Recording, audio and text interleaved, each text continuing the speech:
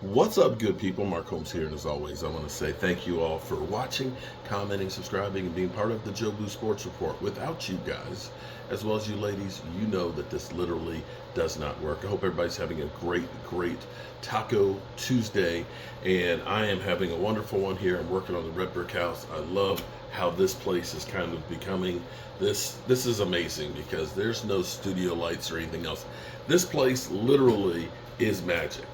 It's magic. It would really be magic that made me look like about 20 years younger. But the lighting, the feel, and everything else, this place is just incredible. We have some more news to further on where we talked about Lael Collins was coming in for a visit and a workout. And per Ian Rappaport and Tom Pacero, Collins is signing to be on the Dallas Cowboys practice squad. So shout out to Lael Collins coming back home. And this is one of those reasons that you never want to burn bridges when you leave a place.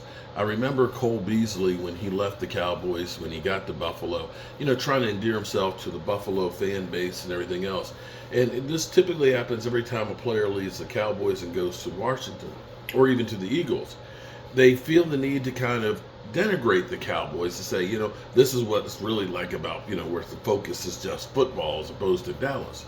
And this is one of those things that you always want to keep the relationships open because players come and go and places work out, maybe it doesn't work out. You always want to be able to come back home.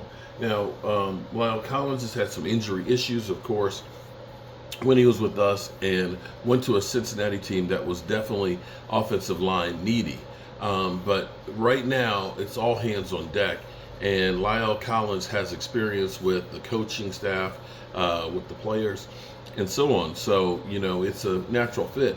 And as Stephen Jones always says, that we believe in our guys. Well, Lael Collins was one of our guys. Now, I want to also mention in here, too, because, that's not that big of a deal that we're talking about. I can't wait for the game on Sunday.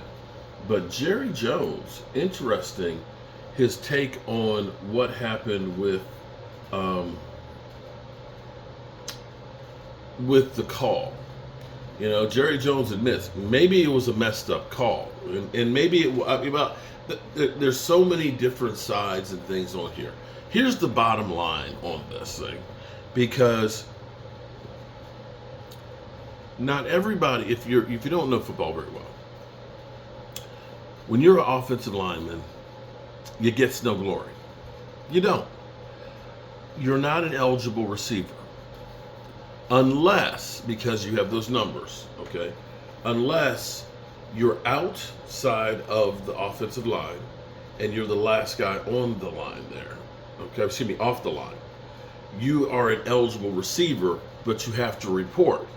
Now, the thing is the defense needs to know that you are a receiver because your number's not a wide receiver number or a tight end number or a running back number. And so that way the defense knows this guy can catch a pass, so I need to cover him. The thing that the Lions were trying to do, they were trying to be deceptive with what they were doing. They ended up having number 70 as an eligible receiver several times in the game.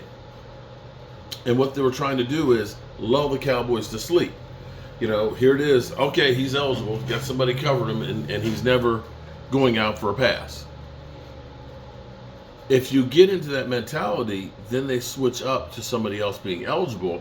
You're still thinking about 70 psychologically. And that's what they were trying to do. They were trying to set the Cowboys up. And the thing is when they ended up trying to let the official know it was change up, he got confused because you've been calling this guy eligible all day, and they missed it. The thing that's still crazy is both sides, and he announced out there, number 70 is eligible. You can only be one eligible offensive line at a time. You can't have two.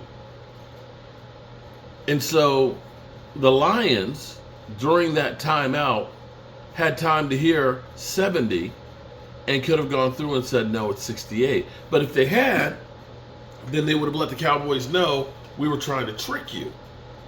In which case, they just rolled the dice and went on through. And unfortunately, or fortunately for us, it ended up being that it was caught. So, everybody who thinks that the Cowboys got away, that they gave the Cowboys something, it wasn't.